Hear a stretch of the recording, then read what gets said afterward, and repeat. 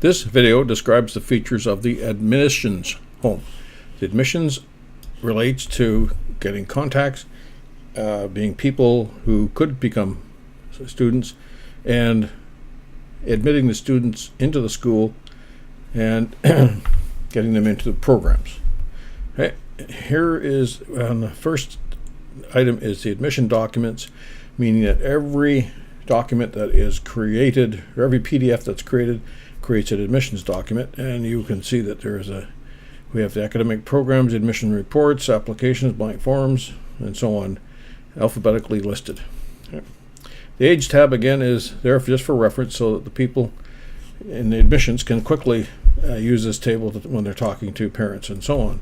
The admission report is prepared for the principal and the ownership. Again, we show one listed here.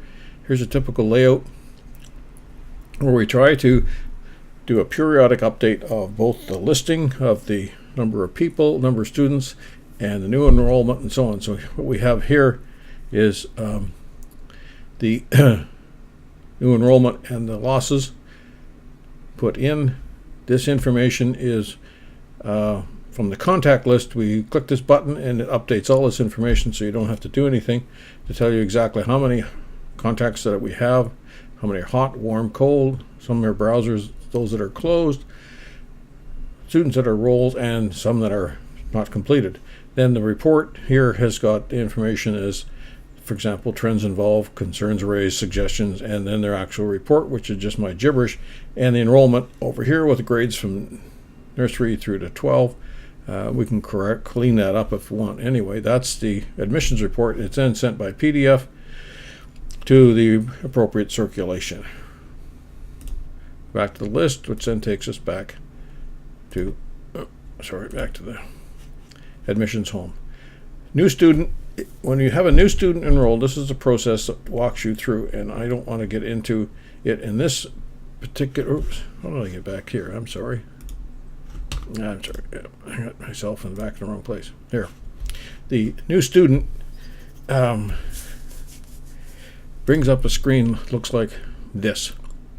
Okay, so that we can create a new student, and we can create a new student in two steps. I'll go through this later again. Is that we can pre-register them, or we can create a full application. So if you have someone that is you're trying to rush through and you just want to do a quick get them in the records, just do a pre-reg, and if you've got full information, then we'll do a pre-application. So I will then go back to admissions. Pre-applicants is a list of the people who have applied, but as the pre-reg stated, who have not completed the application form. Okay, applicants are students who have applied to the school but have not yet been accepted. And you see they're applying to the different grades in the school. We'll go through this in more detail later on. And the students course, the student list is a list of all the students in the school. And this is the university. It's a university page for Canada that lists all Canadian universities and provides information for them. Okay. And this is the student ID, which takes you to the student document requirements platform, so that you can fill this in to keep the student information up to date. Okay. Now, and the second row in admissions concerns potential students. That's as we call contacts, not contract, contacts. This is the list of contacts, and this is for a new contact. So if we have anybody for any reason could potentially put a student in the school, we want to be able to track them, and we click the new contact. We then confirm creation, and it draws up the contract log, we call it. And you see this is the 30th of the 30th. Puts in the date, puts your name. In this case, my name goes in here, because then you fill this in, and I'll go through this in detail a little bit later to handle that and take all the information as much as possible at the beginning. Now we'll return then to the admissions home, and I'm going to just click on the contact list. So what we've done is we've taken that contact log and assembled it into a list called the active contact list. This is a summary of for example, tells us we have 20 contacts, and this is the status of them, and this is each contact during each week. So we basically are summarizing them by the week, so you can see how things are going. This tells us that it's actually 18 days since that last contact, being August the 9th, is now the 27th or something. The person's name, their student's name, this is their gender, the student's gender, female, their age of the student today, and it's down at the decimal point so that you understand that they aren't 2, because their school age this year will be 2, which means they should be eligible for nursery. And this is a calculation that's done. It does, when you enter the date in the contact log, it kicks this calculation and it calculates this, meaning they will be 2 during this year, so they should be in nursery. There's other information that you see hasn't been filled in, and we're trying to get more information together. For example, their English skills. Well, if you're in nursery, you have none. Speaks the language that they speak. Are they interested in a free test consultation? Are they committed for it, the time of the consultation? And who was the staff that met them? Also, this is an email, so if you want to send an email, or you want to follow up, or you want to go to the contact log, this takes you straight to the contact log where you can see the information that was filled in. Okay.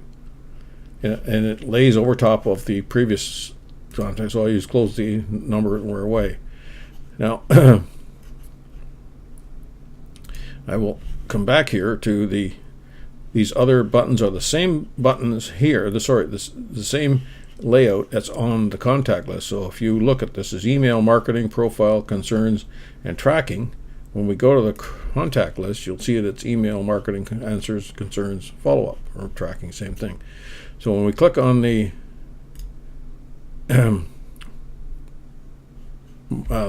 email and phone, this is how you can very quickly get the email for the people and hopefully be able to phone them. Marketing is marketing information. You see the yellow fields are so much is not filled in. Again, the training has not been conducted, so once it's conducted, we expect to see a lot of information. But what we're trying to show here is how they heard of us, what their timing is it new, what relationship they are to the student, where do they live, what part of the city, what's the source, where do they find out about us, have they visited our website, and so on. And you can then go to the log if you getting more information and completely fill it out, and it will fill it out back up in here. The purpose of this information is to keep visiting it to see where we're getting people from, and where this marketing information, so we understand what's happening. Student profile is, again, just what this student is, and this helps our academic planners see what type of student, what type of age we're getting, and what skills they have. For example, in elementary school, it will be basically not much skill at all. They're learning, but once you get into the higher grades, this becomes more important. And of course, current and previous school tells us where they're coming from, and maybe if you find they're all coming from one school, there might be a problem with that school and something to learn from. Also, the next item is concerns and what's next. The concerns, most contacts will express one concern. Is it the fee? Is it the timing? Is it the location? Too far from home? Is the school start too early, too late for their daily schedule? We like to know the problems that they are presenting to us so that we can solve them if that's possible. The next steps are interesting because we need to ask them, are you going to register the student soon? Is it for next term, next year? What are your plans? Do you have to talk this over with your husband? Is it you have to find some money? That sort of thing. That's what we're trying to look for. And the idea is that the admissions person is forever visiting these screens, completing them, filling them out, updating them so that we keep track. The tracking is a simple mechanism so that the admissions person can actually follow through. And you'll see that's the same name system as before. The e-thanks is a short form for once someone is in the school as a contact. We always want you to follow up within a week or less with an email to say thank you. You have already tested the email, so it should work. We just want to say thanks for coming to the school, blah, blah, blah. And if we haven't done that, well, it's not good. So that's what the yellow space means. There's no information. Now, we have place for 4 emails and for 4 phone calls. The reason we've done this, and we've only highlighted the one that's not filled out, the first one's not filled out, is just simply to put the date in. So that if you phone somebody on such and such a date, you click this and hit the enter key, and it will put the date in this field so that you can track the last time you called. So if you've called somebody on, say, first email went out on, let me just try that, and we'll back it up to July the 18th. Then when you phone somebody the second time, you can say, Mrs. So-and-so, I phoned you on July the 18th, and we sent you a thank you back on, say, June the 10th. We just wondered if you have any more decisions, blah, blah, blah. That way you can, in one place, have a track of what's going on and who you've contacted and who you haven't. And if you may have to make a decision during that to change the status of someone, so you may have to say we have to close that file. They're not going to work with us anymore, or they've gone from hot to cold and that sort of thing. So those are the things that we need the staff to keep on top of. Anyway, taking us back to the admissions home, that pretty well tracks everything that is required in this area.